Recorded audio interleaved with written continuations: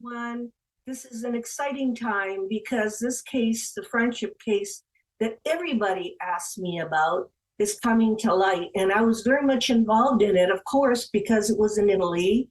The case, now remember, if you're looking at geopolitical, was 1956 to like 1966. It was a 10-year case, and it was an experiment.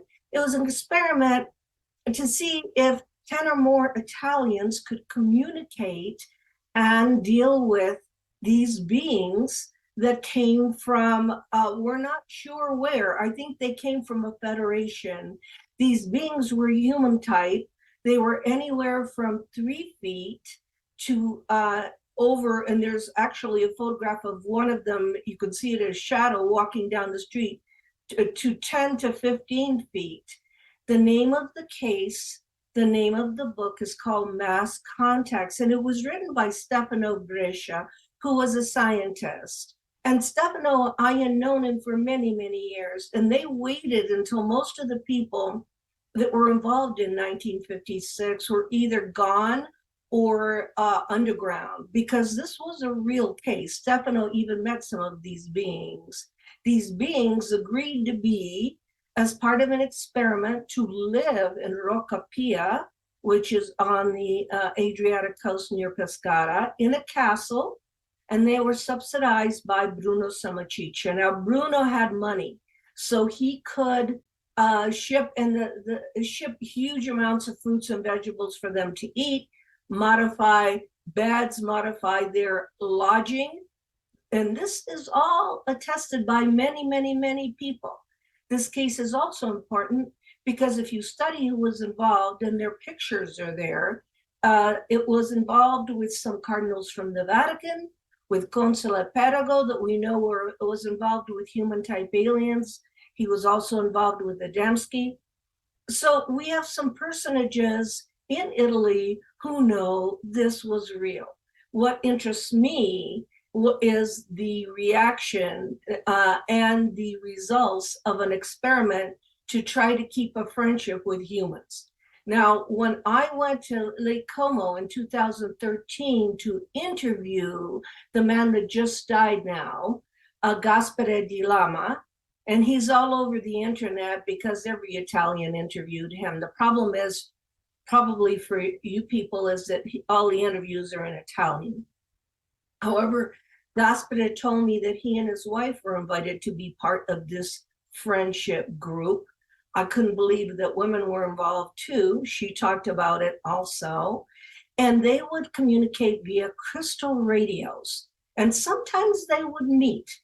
The bases were two, one in the Adriatic coast, and the fishermen were scared to go out there. I talked to some of the journalists. I talked to the people that were around then, and they said they were scared to death because these tunnels of water would come out of the water, and they couldn't fish. So the thing is that in 56 and 57, we had giant rock in Southern California. We had Eugenio Siracusa on the island of Sicily. There was mass contacts all over the world of human type beings. Now, the fishermen couldn't go out, but they took a lot of photos.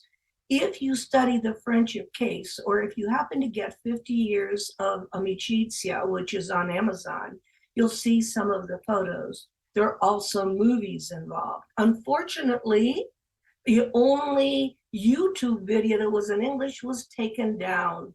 So, and it was very detailed. It showed movies, it showed photos of the people involved. It was taken down for some reason, the only one in English. So I will try my very, very best in the future to fill in the blanks. Now, what you need to know was that the deal was that these beings, all from 3 feet to 10 feet to, and there's a drawing of them. I'll share a screen. I'll do a share screen. Is they were told that they could communicate and try to live with the humans, provided the humans did not fight among themselves. And you can imagine, I mean, it's the same thing. It's like the message of the day the earth stood still. If you people are fighting among yourselves, why in the world would we come and visit you? And the experiment lasted for at least 10 years. And then, of course, the humans started to argue among themselves. I talked to Gaspare di Lama, who was at that time 93. He just died, and that was 10 years ago. So he died at 103. And I talked to Paolo Di Girolamo. Paolo Di Girolamo was involved too as an artist. He insists that a lot of the things that went on came into the Hollywood situation out of this, that Hollywood was involved in some of this. What I'd like to hear you give you in this very short video is the voice of Sigir. Sigir is one of the W56s, and basically he is talking to humanity. So listen to this. Lottando e migliorando come uomini e come nostri cari amici. Il nostro mondo per voi cari non è facile a capire.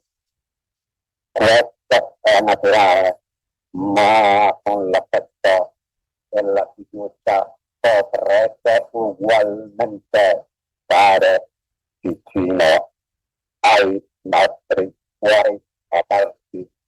So what is he saying in Italian? And I can put this on my YouTube channel also, because my interview with Gaspare di Lama is in Lake Como, in his house. I'm trying to translate, go to YouTube. What Sigir said is remain united, united, united. It's the same message that we keep getting, whether it was Robert Short at Giant Rock or the channeling that Phyllis Schlemmer did, the end of separation, or, or even any kind of message is remain united. And what he's saying in Italian, and that was an alien, a human type alien saying in Italian. Sigir is really funny because he makes mistakes in Italian. He's trying to speak to the Italians. He said, it's very difficult for you to understand us. He said, but you are evolving.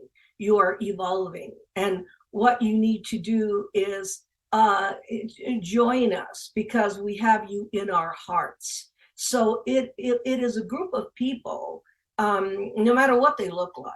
And the story is really interesting because Bruno Sammachicha, that subsidized this whole thing, had to buy truckloads of fruits and vegetables. He talks about it in the book.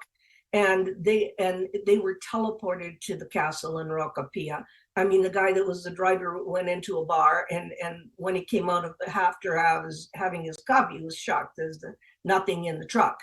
So they used advanced technologies, these people, in 1956. So what were they called? W56s. So what are these people called? W56s. What was the reason for that? The W is 2 V's, which is victory. W is 2 V's, so victory 56. I don't think you can really call people that come from somewhere else a name that nobody ever heard of. So, even if they said there was another planet, we never even hear of it because we didn't name it. So the thing is, the W56s of the 1956 Amicizia or friendship case is really interesting. They had a technology called Ureda. And if you read the books, 50 Years of Friendship, you'll find out that Ureda is the technology to have for harmony, not love. I mean, love is being thrown around left and right, and everybody's idea of love, even the ET's idea of love, is all different. But harmony is something else. So when Sigir says unite, unite, unite, he means, hey, you guys, we can be with you as long as your vibration is harmonious. You don't fight among each other. Don't worry about how you feel about us. It is not harmonious towards us. It is because I think talking to Gaspare, they were just in awe of these people. They were in awe of the spirituality of these people in 1956. So it wasn't that kind of relationship. It was, they were saying, CG, Kenyo, and the rest of them were saying to the humans, the Italians, hey, if you guys can be harmonious and work together, then we can work with you. We'll tell you what we need. And they needed some products, some minerals, for their propulsion system. So they were also mining. Apart from the fact they had two bases, one off the Adriatic coast and one inside the land mass there. If you see, unfortunately, the one in English is gone. So they've got you going to, I think, Amazon Prime for the Amicizia case in English. And I think it's worth looking at because it really happened. It definitely really happened. I'm not surprised that the Vatican was involved. I'm not surprised they knew about it. You have to think about what you were doing in 1956 if you were even around. What were you doing in 1953 when Adamski met Orthon in Desert Center? I mean, the contact started way back when, especially with these kinds of people. So I let you hear the voice of Sigir, one of the, and I think you can get it somehow if you do proper research.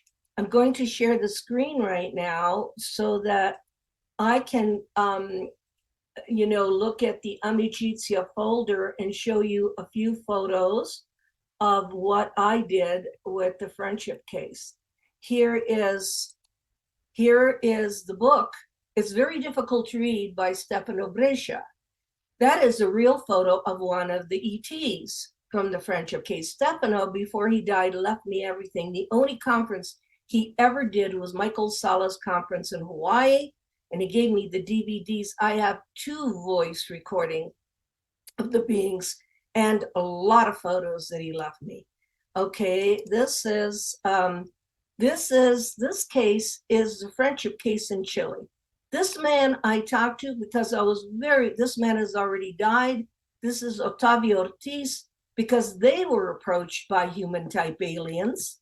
They said they were Germanic looking in the 1970s, the island of Chiloé. And he was invited with his family, again, to be part of this. This is Santiago, Chile, the friendship case.